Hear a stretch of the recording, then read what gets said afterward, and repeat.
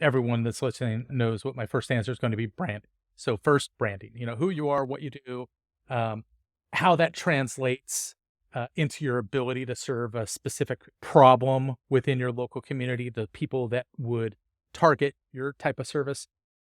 Second, in an effort to build the absolute best and most refined service offerings possible, who is that exact avatar? So first we start with branding. Second, we drill into what is that avatar that my service can support.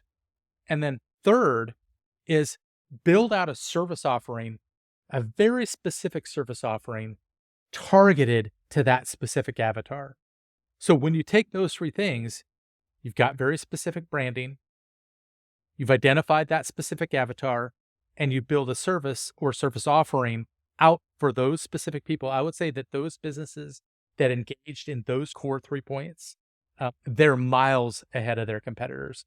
And while there are many, many, many, many things where you can, leverage tech and internet services, those three, I would say, give the biggest leg up.